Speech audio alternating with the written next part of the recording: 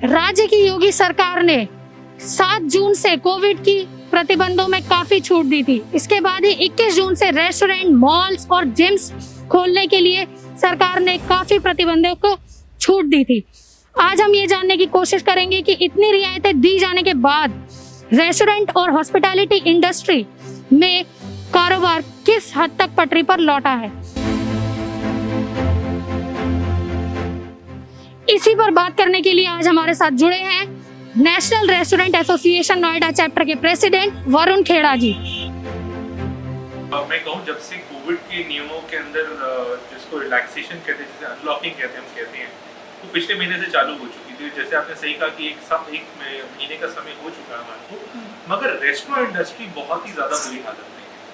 हम लोग सीएम साहब से रेगुलर दरख्वास्त कर रहे हैं, इल्तिजा कर रहे हैं कि आप हमारे को एक तरीके से चलाने का टाइम दीजिए। सब लोगों को ये पता है कि रेस्टोरेंट को जो मेन बिजनेस होता है वो डिनर के टाइम का होता है। पहले तो हमारे को 9 बजे तक का टाइम दिया गया और 9 बजे के अंदर ये है कि 8:30 बजे तो हमारे को लास्ट टेबल लेनी पड़ती है। तो हम लोग का जो बिजनेस था वो काफ़ी ज़्यादा इम्पैक्ट हुआ, बिकॉज डिनर की सर्विस ही नहीं कर पाए। गर्मियों के दिनों में दोपहर के टाइम पे लोग मार्केट के अंदर नहीं आते हैं, मॉलों की तरफ ज़्यादा रुझान होता है लोगों का। बट क्योंकि मॉल्स के अंदर भी प्रॉपर सेवाएं नहीं मिल पा रही थी तो लोगों को बहुत ज़्यादा परेशानी हुई, जिसके चलते हुए लोग बाग दिल्ली और गुड़गांव की तरफ का रुख लेने लग गए।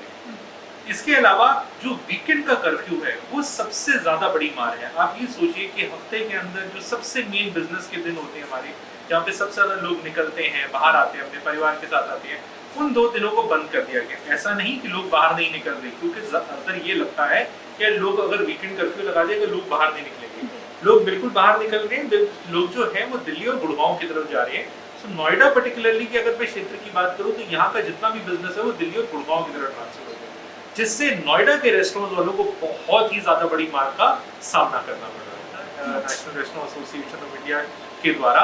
और हमने सीएम साहब से ये दरख्वास्त करी गई थी कि इतना ज्यादा हम लोग बिजनेस जनरेट करते हैं, रेवेन्यू जनरेट करते हैं, लोगों की एम्प्लॉयमेंट है जो हमारे साथ जुड़े हुए हैं, अगर हम ही लोग नहीं जी पाएंगे तो हम उन लोगों का पेट कैसे पालेंगे।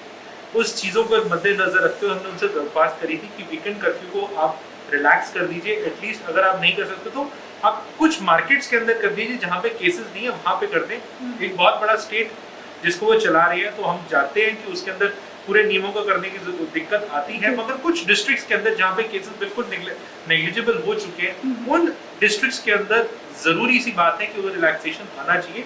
मगर उस लेटर का अभी तक हमारे को कोई जवाब नहीं आया है।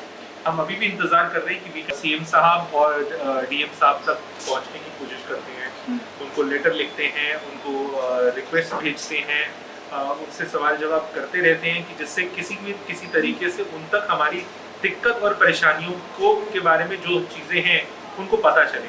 थोड़ी सी दुखद बात ये आती है कि आजकल जो बात चल रही है कि यूपी के अंदर कांवड़ की जो यात्रा है उसको अलाउ कर दिया गया है और वहाँ पे वो कोविड प्रोटोकॉल्स के चलते हुए वो अच्छे तरीके से चालू रहेगी। थोड़ा सा दुर्भाग्य ये लगता है कि जहाँ पे कोविड प्रोटोकॉल्स के अंदर कांवड़ की यात्रा हो सकती है, वहाँ पे वीकेंड कर्फ्यू क्यों नहीं हटाया जा सकता। तो एक ही नजरिए से देखना जरूरी है।